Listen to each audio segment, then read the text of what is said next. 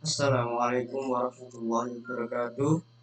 Nama saya Zamzami Ali dengan NIM 12620420316 dari kelas TMT 3. Di sini kita akan membahas sejarah matematika dalam pembelajaran.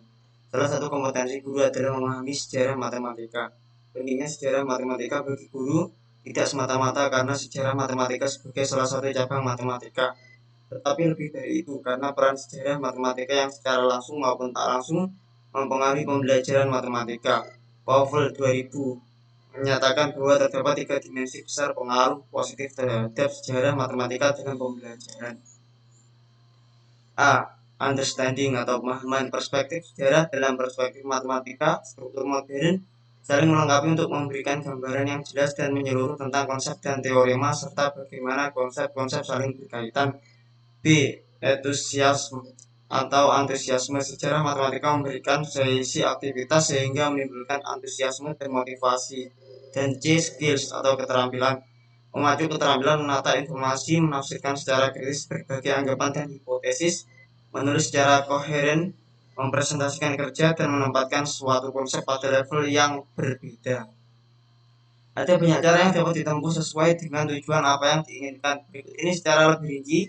John Powell Gardner 1996 menyarankan beberapa cara yang dapat ditempuh dalam menggunakan sejarah dalam pembelajaran matematika di kelas, yaitu A. Menyebutkan atau menceritakan tentang matematikawan pada zaman dahulu serta cara menyenangkan.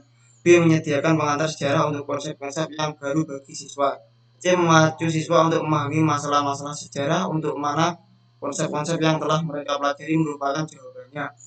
D. Memberi tugas-tugas tentang sejarah matematika. E. Melengkapi latihan-latihan di kelas atau di rumah dengan menggunakan tulisan-tulisan matematika dari zaman dahulu. Ada banyak cara menyajikan sejarah matematika, mulai dari sejarah matematika tiap peradaban, tiap tokoh, tiap topik matematika, hingga dari sudut pandang tertentu misalnya filsafat. Di bawah ini disajikan sejarah matematika berdasarkan tokoh matematika dan topik matematika sekolah. Ada beberapa tokoh matematika. Tokoh-tokoh matematika telah banyak dirangkum para sejarawan hingga ribuan jumlahnya. Di bagian ini hanya disajikan sebagian kecil saja dari tokoh-tokoh matematika itu, namun memiliki kontribusi yang penting di dalam matematika, terutama matematika sekolah. A. Pythagoras. Pythagoras yang lahir di Pulau Samos di Turki mendirikan perguruan yang disebut perguruan Pythagoras. Dasar perguruan tersebut adalah bilangan yang mengatur segala sesuatu. Karya perguruan kita ketahui hanya dari tulisan Aristoteles, Euclid, Proclus, Diogenes Laertius, dan lain-lain. Sumbangan matematika yang penting dari perguruan Pythagoras antara lain bukti teorema Pythagoras dan konversinya. Ada yang menyatakan rumus simpel Pythagoras berasal dari perguruan Pythagoras, tapi selebihnya telah dikenal di Babilonia. Contohnya 6 sama dengan 1 tambah 2 tambah 3. Di Euclid dari Alexandria sangat terkenal dalam matematika, tetapi sedikit yang dapat diketahui dari kehidupan Euclid. Data yang dapat dipercaya berasal dari Proclus sekitar tahun 420 Masehi. Euclid pastikan pernah belajar di Akademi Plato di Athena. Tidak ada karya Euclid yang memiliki kata pengantar sehingga kita tidak dapat mengetahui siapa pengarangnya. Karya yang terkenal dari Euclid adalah Elemen, yang merupakan kompilasi pengetahuan dan menjadi sumber belajar selama 2000 tahun. Yang terkenal adalah postulat kelima atau postulat paralel. Dengan mengganti postulat ini kita mengenal geometri non-Euklidan. Geometri Euklidan adalah geometri yang dipelajari di sekolah. Buku ini menjadi cikal bakal sistem aksiomatis dalam matematika hingga saat ini. C. Archimedes. Archimedes berasal dari Syraus, Pulau Sisilia yang menjadi koloni Yunani. Barangkali ia belajar di Universitas Alexandria sebab ia bersahabat dengan Eratosthenes, murid Euclid. Ia sering disebut sebagai matematikawan terbesar sebelum Isaac Newton. Archimedes merupakan mampu memusatkan perhatiannya pada suatu persoalan hingga terkadang melupakan dirinya sendiri. Cerita tentang penemuan hukum hidrostatis merupakan salah satu contohnya. Ketika ia mendapatkan tugas dari Raja Hieron menguji kemurnian mahkota emas, pada saat Siraus diserang oleh Romawi, Archimedes membantu dengan membuatkan beberapa mesin untuk mempertahankan kotanya. Pada saat Siraus akhirnya jatuh pada 212 tahun sebelum Masehi, Archimedes pun terbunuh oleh tentara Romawi karena begitu asiknya melukis kurva di pasir. Archimedes melukis banyak subjek dan seringkali menggunakan cara apa yang sekarang dalam bentuk modern kita sebut dengan kalkulus karena ia sering disebut sebagai bapak integral.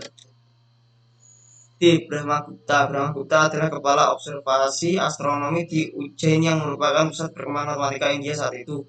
Karya terpenting adalah Brahmagupta yang ditulis di Bhimal, ibu kota dinasti Gurjana. Sebagai pelengkap raja di atas, Brahmagupta juga menulis Kandhakadhyaka pada tahun 665 saat ia berusia 67 tahun.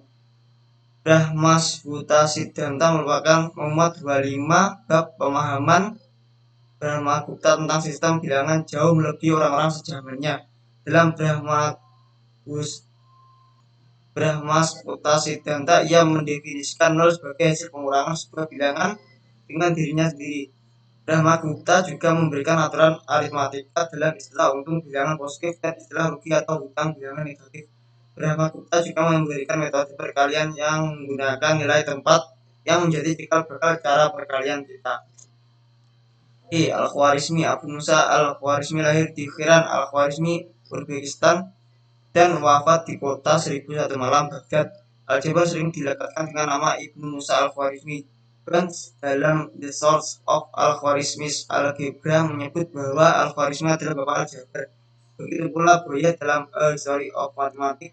Abu Musa Al-Khwarizmi menyusun karya aljabar hisab, algebra wal muqabalah yang selama berabad-abad digunakan di timur maupun di barat, di mana kita pasti berbahasa Arabnya telah lama hilang. Terjemahnya yang termasyhur oleh Gerald de Cremona yaitu Algebra et al-Muqabalah. Di dalam terjemahannya, karya Al-Khwarizmi tersebut terdapat 6 bab yang berisi 6 bentuk persamaan linear dan kuadrat. Selain secara aljabar, Al-Khwarizmi juga memberikan penjelasan secara geometri dengan memuat diagram geometris. Salah satu contohnya untuk persamaan kuadrat x2 plus 10x sama dengan 39. Fibonacci. Fibonacci adalah matematikawan Italian yang hidup antara 1170 sampai 1120, 1240 atau 1250 Masehi. Ada sumber lain juga menyebutkan bahwa dia lahir di Pisa pada tahun 1175. Nama lainnya adalah Leonardo If Pisa, Leonardo da Pisa atau Leonardo Pisano. Ayahnya bernama Guillermo Bonacci adalah seorang pedagang dan ibunya Alessandra Fibonacci mengenal sistem matematika ketika mengikuti ayahnya berdagang sampai ke Afrika Utara. Setelah 15 tahun melancong, Fibonacci menetap di Italia dan menulis dasar-dasar matematika. Tulisannya antara lain adalah Liber AC 1202, Practica Geometricae atau Practical Geometry 1220, Flos 1225, Liber Quadratum 1225, dan A Letter of Master Theodorus 1225. Ada pun beberapa karya yang lain tentang aritmatika, perdagangan, dan bilangan irasional dinyatakan hilang. Fermat. Pierre Fermat mula-mula belajar di Universitas Toulouse, lalu tahun 1620 di Bordeaux. Dari Bordeaux ia pindah ke Orleans dan menyelesaikan studi hukum di sana. Ia lalu bekerja sebagai pengacara sekaligus terpilih dan masyhur di parlemen. Tahun 1636 dimulai kontak antara Marcenit dengan Fermat.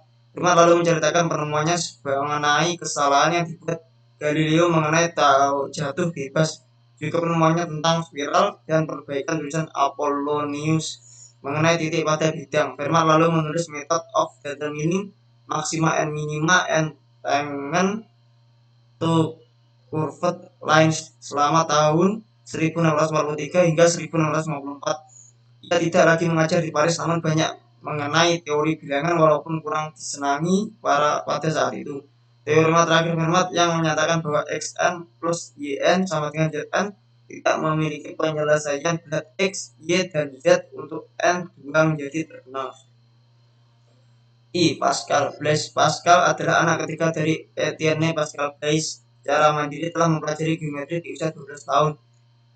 Sejak saat itu ayahnya memberi Blaise buku elemen dari Euclid. Saat berusia 14 tahun, Blaise Pascal telah mengikuti ayahnya mengikuti pertemuan ilmiah atas prakarsa Mersenne di Paris. Pada usia 16 tahun, Pascal mempresentasikan makalahnya di bulan Juni 1639 yang memuat sejumlah teorema geometri proyektif termasuk Pascal's Mystic Hexagon. Pascal menyelesaikan buku pertamanya Essay on Conic Section yang diterbitkan tahun 1640. Pascal juga membuat kalkulator digital pertama yang disebut Pascaline untuk membantu pekerjaan lainnya. Untuk membuatnya, ia membutuhkan waktu antara tahun 1642 hingga tahun 1645. Tahun 1651 ayahnya Etienne Pascal meninggal. Peristiwa ini mendorongnya menulis tentang filsafat yang terkenal. Pensées, sebuah kolektif pemikirannya antara tahun 1656 hingga 1658. Tahun 1653 Pascal menulis Treatise of the Equilibrium of Liquids, di mana ia menjelaskan tentang hukum Pascal mengenai tekanan. J. Newton. Isaac Newton dilahirkan di Lincolnshire, Inggris. Talenta Newton mulai berkembang pesat setelah kedatangan seorang matematikawan Barrow di Cambridge tahun 1663. Barrow melihat bakat jenius pada Newton. Tahun 1671 Newton menulis dasar-dasar kalkulus diferensial dan integral dengan metode fluxiannya lewat buku De Methodis Serierum et Fluxionum, terbitkan 1736.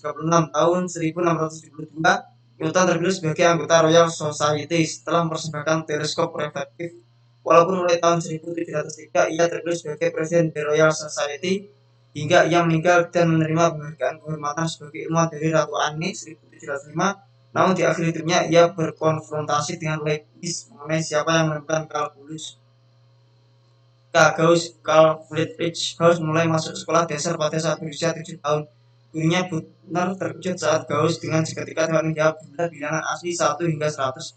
Ia masuk akademi Brunswick dan di sana secara mandiri berhasil menemukan hukum Bode, teorema binominal, rata-rata aritmatik dan geometrik, hukum kebalikan kuadratik, dan teorema bilangan prima. Gauss tahun 1795 ia melanjutkan ke Universitas Göttingen. Tahun 1798 ia meninggalkan Göttingen tanpa gelar, namun dengan prestasi yang gemilang tentang konstruksi segi 17 beraturan dengan penggaris dan jangka. Pada tahun 1801 Gauss kembali ke Brunswick dan menyelesaikan studi sarjana di Universitas Helmstedt dengan disertasi mengenai teorema fundamental aljabar. Gauss terkenal karena kesabarannya. Ia seringkali telah mengetahui suatu metode atau masalah tetapi tidak merasa perlu mempublikasikannya. Bahkan amat menghargai matematikawan lain yang menemukan kembali, dan masa akhir hidupnya Gauss banyak berkecimpung pada masalah praktis. Ia meninggal tahun 23 Februari 1855 saat tidur paginya. Cantor. George Cantor terkenal sebagai penemu teori himpunan. Kontribusinya ini mengubah wacana matematika. Tahun 1870 Cantor berhasil menyelesaikan soal ketunggalan representasi fungsi atas deret trigonometri yang tak dapat dipecahkan sebelumnya. Cantor menerbitkan makalah yang mendefinisikan bilangan irasional sebagai bagian bilangan rasional yang konvergen tahun 1870. Cantor membuktikan bahwa himpunan bilangan rasional dan bilangan aljabar adalah terhitung on table tahun 1873. Pada Desember 1873 ia membuktikan bahwa himpunan bilangan real adalah tak terhitung. Tahun 1917 ia masuk ruang perawatan dan akhirnya meninggal tahun 1918 karena serangan jantung. Terima kasih yang dapat saya sampaikan. Mohon maaf apabila ada kekurangan. Wassalamualaikum warahmatullahi wabarakatuh.